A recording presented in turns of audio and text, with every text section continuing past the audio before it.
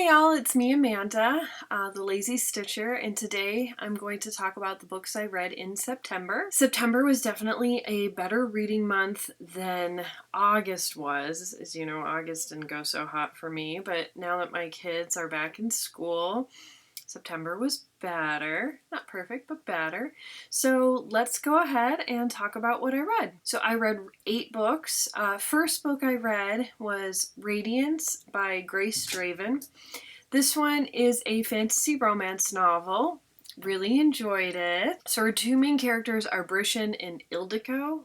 I don't know if I'm saying her name right, but they are 2 characters who are 2 different races, and they're both essentially spare royals. Okay, so Brishan is a Kai. They're people, and from the description, I would say they sound they have like really dark skin. They're around, they're nocturnal, and they have some fangs, some kind of claws, and what they sounded like is kind of like orcs, but a little bit prettier, more like a mix of elf and orcs maybe. I mean, I'm just throwing that out there. I'm not going off of anything the author said. And then we have Ildiko, who's a human. She's a red-headed, pale human. So, like I said, they're both spares in their kingdom. So a marriage alliance is occurring between the 2 of them in order to help, solidify a bond between their kingdoms, especially because Ildiko's kingdom is having some major conflicts with a neighboring kingdom, and this is all supposed to help smooth that over. What's really interesting about this book is that the two characters find each other repulsive. They are not attracted to each other at all initially, but they strike up an immediate friendship. They both are fine with making this alliance. They are fine with doing this for their kingdoms. Like they know that this is what their lives were going to be like. And they're both very kind to each other, and they become really good friends. And as the story progresses, they start to actually find each other attractive. It's a really great, friends to lovers romance.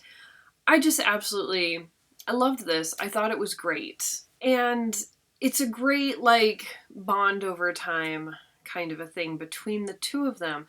And I thought it was fun how they didn't find each other attractive initially, and that it really was based on each other's personalities that their feelings develop. And I thought that was great. I really loved that about this story. I also enjoyed that there's a lot of fun political intrigue, but not overwhelming. This isn't like Game of Thrones, okay?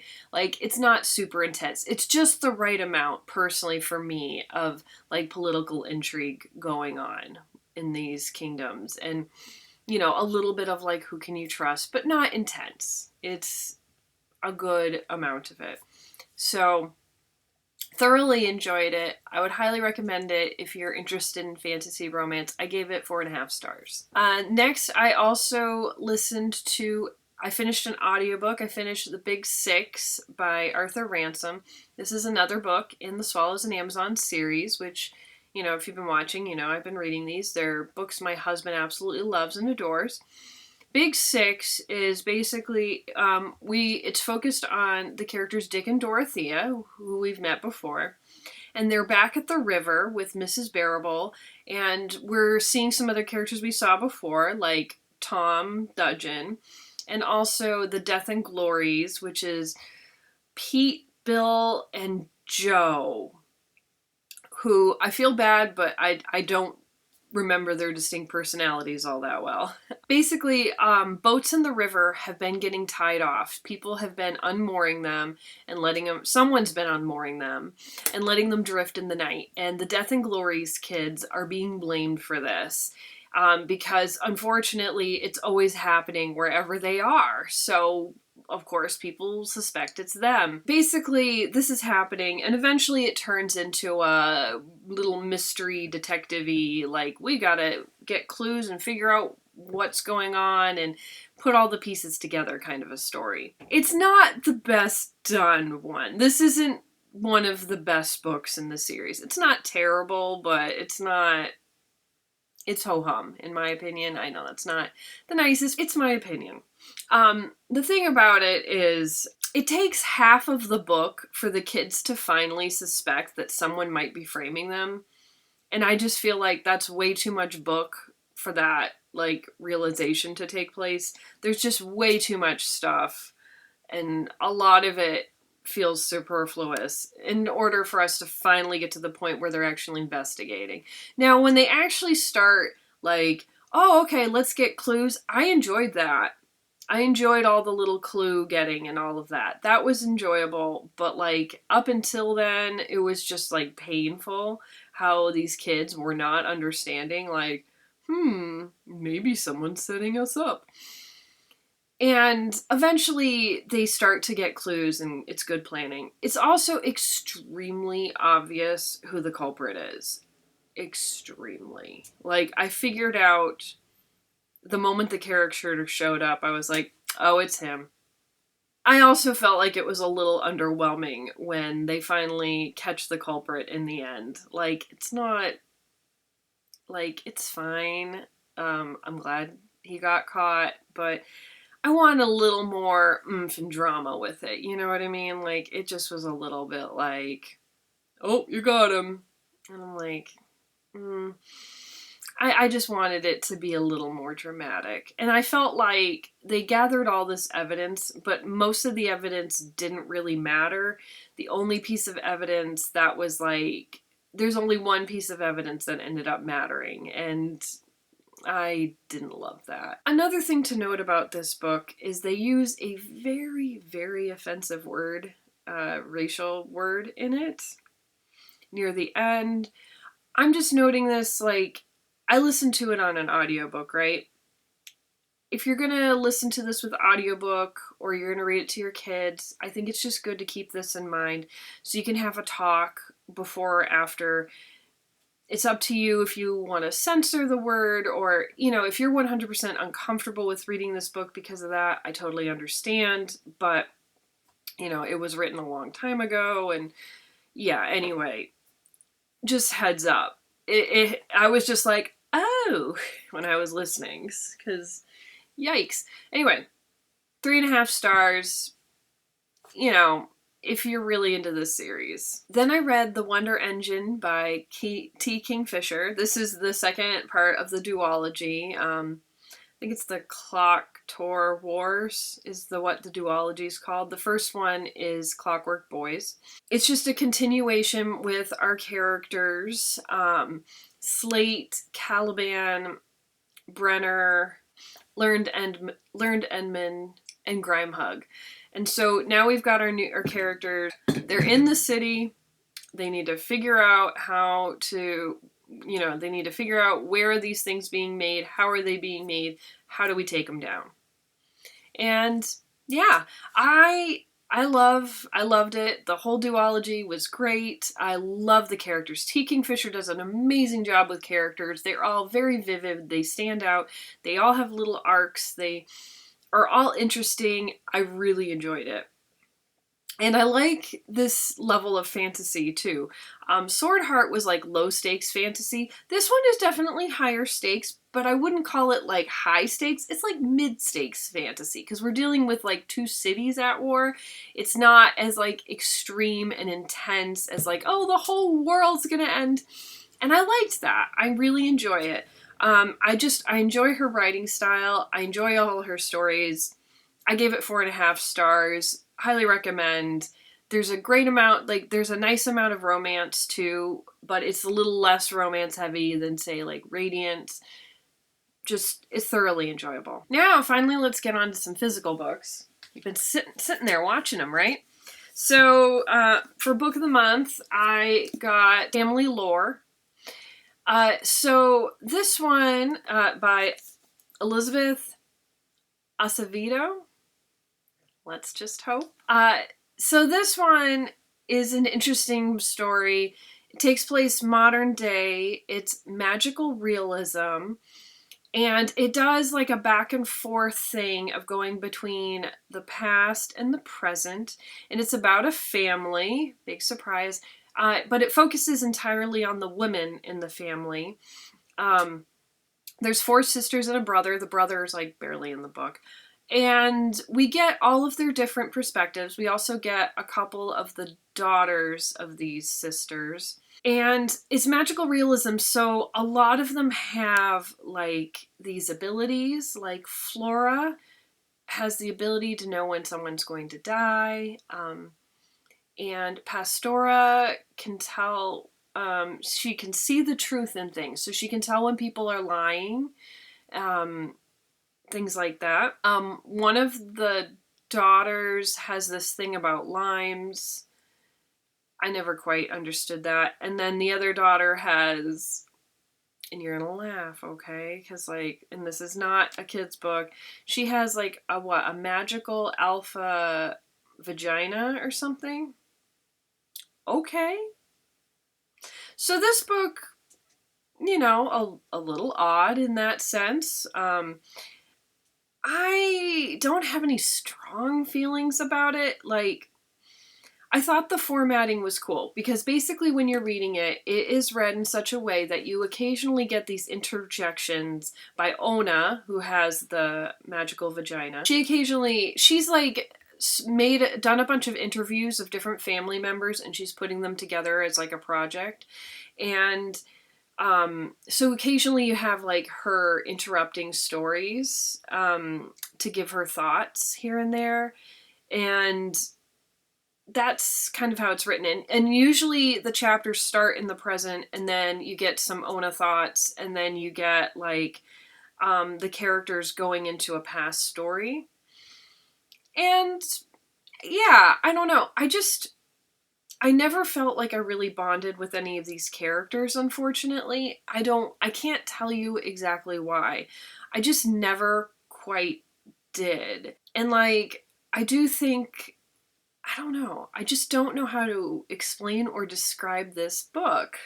And it's interesting too because they're an immigrant family. They all come from the Dominican Republic and they ended up immigrating into the United States. And there's just a lot of aspects of the story that I thought were interesting, but I just never felt any real bond with the characters, unfortunately. I don't know. I just wasn't crazy about it, basically. I thought as a whole, it's worth reading. It's not bad or anything. I gave it 3.5 stars. It just wasn't quite my thing. I'm glad I read something outside of my typical comfort zone thanks to Book of the Month, but this one wasn't quite, it didn't capture me like I felt like it should. And I wish I could tell you exactly why, but it just didn't. And then next, we've got another Book of the Month, You Again by Kate Goldbeck. I picked this. It was the romance suggestion. This book is basically a modern When Harry Met Sally retelling, and it's also gender flipped. So she's, the gal's the Harry, the man's the Sally. All right. So, centers around New York City. We've got our characters, Josh and Ari. Okay, so in the When Harry Met Sally fashion, they meet each other several times over the years until they become friends. Josh is in it. They both were kind of seeing the same lady, kind of. That's how the book describes it. But Ari is roommates with this gal, and it sounds like they occasionally fool around while Josh is actually dating her. At least he thinks he's dating her. Okay, so that's how they meet.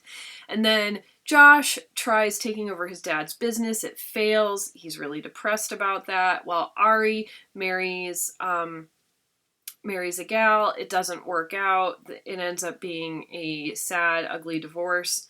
So the two of them end up becoming friends, much like Harry met Sally. And of course, there's always this underlining tension of they kind of dig each other. And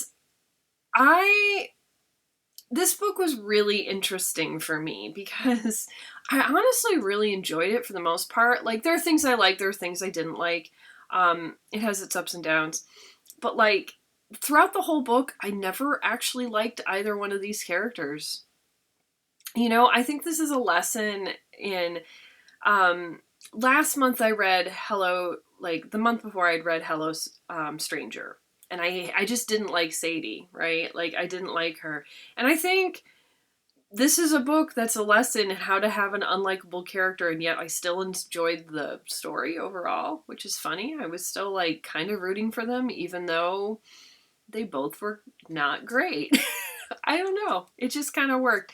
Now, when I was reading this, it made me want to watch When Harry Met Sally, and it's hard to describe to you, like, whether you should read this if you love that movie. Okay? And I know that sounds weird, like, okay. I enjoyed it, but I'd say, even though it's definitely adjacent, it's definitely a different feeling. Like, I felt like the vibes and the overall feeling of this book are different than the movie. So if that's what you want, just a heads up, you might be disappointed when you read it. That said, the plot points are similar. They're definitely different, but similar. And I think the overall, like I definitely realized that this is what When Harry Met Sally. Just don't expect it to be a super, like I said, I think the vibes are overall different, but I still enjoyed it. Forgot to mention, I gave that one 4 stars. This one's probably going to be controversial. I read As Good as Dead by Holly Jackson. This is the third in the A Good Girl's Guide to Murder trilogy. I was really looking forward to this. Okay. So in this one, Pip is being stalked. And it looks like this stalker could actually be a serial killer, that there was someone else accused of the crime and has gone to jail for it. Been convicted, I want to clarify. And it's definitely like the whole situation looks like this serial killer is stalking Pip. And we're getting clues, evidence, and whatnot along the way.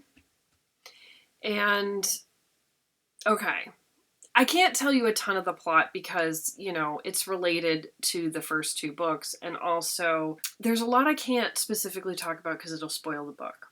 So I'll talk about this as vaguely as possible, while also trying to express my very strong feelings about it. Okay. So this book was honestly pretty solid until half-ish way through, right? I'm like, it wasn't as good as the first book, but it was still on par with the second book. So I'm enjoying it. Like, okay, cool. I kind of figured out one of the mystery pieces. But then, and one of the things that I thought it was cool is we get pieces of evidence from the first book were applicable to this book, which I thought was cool. So it kind of blended through. And it's like it was a whole big puzzle piece. I thought that was honestly really cool. However, there was a twist about halfway through, and I hated it. Hated it, hated it. Oh my God, I hated it with a passion. I didn't feel like it was in character with the character. I felt like it was just absolutely horrible. Like, I hated it vehemently with a passion. And I felt like it was just absolutely stupid. It was like a bunch of characters lost their marbles. Like, all right, maybe not lost their marbles, but like suddenly there were no brain cells left. And terrible decisions were made. And I hated it so much. Like, I don't think I've ever hated a twist in a book as much as I hated the twist in this book. Man. Now, yeah. So I did finish it, but I skim read the rest of it because it made me so angry. I couldn't like sit down and read it. So I read it very quickly. I did read it. Like I didn't, I read every single page. I started skimming the paragraphs to get the gist. So I do know everything that happened, but like, I couldn't. I hated it so much. I gave this 1.5 stars. I think most books like this, I would have, like, that I hated this much, I would have DNF'd. I've never given a rating that low. But I needed to know what happened, ultimately. Yeah. I hated this book. And, like, reading reviews of it, a lot of people really enjoyed it. I think there may be one aspect of this book that I enjoyed. I can't tell you the aspect I actually enjoyed, because it's a spoiler, there's just only one thing I liked about it. And even then, it's not enough to justify the whole book, like, being as painful as it was. So, yeah, no. I was extremely disappointed. I don't know what I'm going to do with this, because I own this book now. And, like, it feels weird to have the first 2 books in a trilogy and not have the third one. I don't know. I'll probably keep it for a while and then eventually get rid of it, because I really hated it that much. Okay, and then I did finish another audiobook. I finished Project Hail Mary by Andy Weir. And, oh man, that was great. So, Project Hail Mary, I don't want to say too much about it, because I knew almost nothing about this book, just that people were raving about it. So I'm going to try to be vague in my description. It's sci-fi, and basically something bad is happening to Earth, and we're left with essentially one person to try to fix this problem. And that's all I'm going to leave it at, because I think it's much more fun to go into this book if you don't know what's going on. I loved this book. I don't have a ton to say about it, because, like I said, I really think that it's worth going into this book blind. There's a lot of science in this book. I think if I'd read it on paper, it would have been a more difficult read for me, but I listened to it as an audiobook, and that worked out really well. I also recommend the audiobook because I think it works well with the narrator. I thought he was great. And I think it works well in the sense of just how the story is told. And there's certain parts that have great little audio pieces to it that works way better as audio than is in the written form. So I loved it. 5 stars. Highly recommend. Do the audiobook if you are into audiobooks. What a pleasant, that was a good thing after the book I hated. Okay, and finally, my last book of the month was Mile High by Liz Tomford. Now, I really am interested in reading the second book in this series, which is The Right Move. But I decided I wanted to do Mile High because I knew the characters were going to show up. And I knew that the characters were in the first book, the ones that I want to read in the second book. This one is a contemporary romance. It takes place between Xanders and Stevie. Xanders is a hockey player. Oh my god, I could not remember what sport. And so he's a hockey player, he's a star hockey player, and he's well known for being a bad boy. He's good friends with another guy on the team, the captain, who's like a sweet family man, and he really is. He's very sweet. And they're besties. And they have this whole, like, he's the bad boy, and the other guy is the nice family man. And Xanders feels a lot of pressure to be a bad guy because his agent is, like, insisting, like, if you want to get signed on again, you got to keep up the image that you've had. All right, and then we have Stevie. Stevie's a flight attendant, and she works on the specific private jet that the team uses. And they are going to have the same flight attendants the whole season. They thought that would work out best. There's immediate animosity between Stevie and Xanders. Just some random things about it. Stevie is not a small, thin heroine. I don't know if she's considered plus size. She sounds kind of mid-size. It's hard to know. It's fine. It doesn't really matter. I just think it's great that there's representation of a different body type. She's also biracial. Her father's black, her mother's white, and both characters have issues with their parents. For Stevie, it's really her mother. And for Xanders, it's also his mother, but he also has a strained relationship with his dad. Anyway, you don't need to know every single detail, but it's a romance between the two of them, and it's considered forbidden because Stevie could get fired, and also they're mostly mad at each other for the beginning of the story.